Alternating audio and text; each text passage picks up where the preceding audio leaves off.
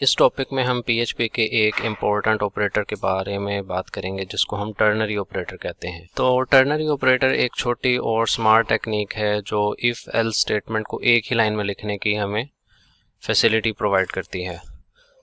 तो इसको हम कंडीशनल ऑपरेटर भी बोलते हैं क्योंकि ये एक कंडीशन को चेक करता है और अगर कंडीशन ट्रू हो तो एक वैल्यू रिटर्न करता है, वरना फॉल्स होने की सूरत में ये दूसरी वैल्यू को रिटर्न करता है। इसका सिंटैक्स कुछ इस तरह से है कि पहले हम कंडीशन लिखते हैं, उसके बाद क्वेश्चन मार्क लिखते हैं, after that we write the true value and we put colon and then we write false value.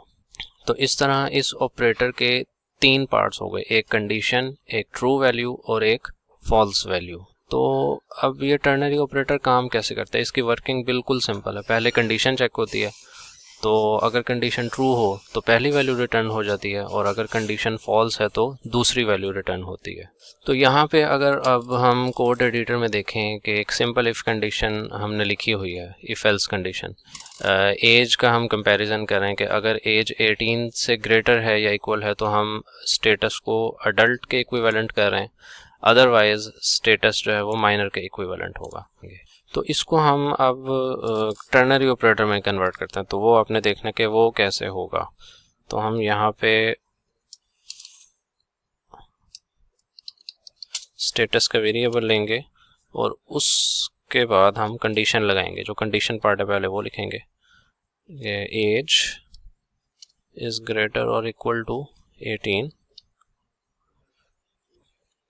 अब हम लगाएंगे क्वेश्चन मार्क, उसके बाद हम वैल्यू रिटर्न करवाएंगे अडल्ट,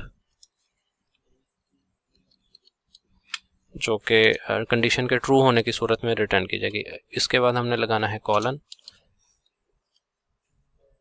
और अब हम यहाँ पे कंडीशन के फॉल्स होने की सूरत में वैल्यू लिखेंगे जो कि होगी minor, and finally our semicolon. तो आप देख सकते हैं कि एक ही लाइन में हमने इफ़ एल्स कंडीशन को टर्नरी ऑपरेटर में कन्वर्ट कर दिया। तो टर्नरी ऑपरेटर की मदद से हमारे जो लाइंस ऑफ कोड हैं वो कम हो जाती हैं और कोड की रीडेबिलिटी जो है वो भी इंक्रीज़ हो जाती है। तो लेट्स सपोज के अब हम इसको इको भी करवा देते हैं स्क्रीन के ऊपर और इसको हम कमेंट आउट कर देते हैं क्योंकि इसको हम एग्जीक्यूट नहीं करवाना चाह रहे।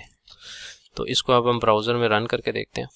तो अब आप ब्राउज़र में देख सकते हैं कि कंडीशन ट्रू हुई है तो अडल्ट वैल्यू रिटर्न हुई और स्टेटस के अंदर अडल्ट सेव हो गया है। तो लेट्स सपोज कि हम एज की वैल्यू को 20 करते हैं तो कंडीशन अब फॉल्स होगी। तो लेट्स सपोज कि अब हम एज की वैल्यू को 17 करते हैं तो हमारी कंडीशन फॉल्स हो जाएगी और जो टर्नरी ऑपरेटर का फॉल्स पार्ट है वो एग्जीक्यूट होगा और स्टेटस की वैल्यू जो है वो यहाँ पे माइनर आपको शो हो रही है।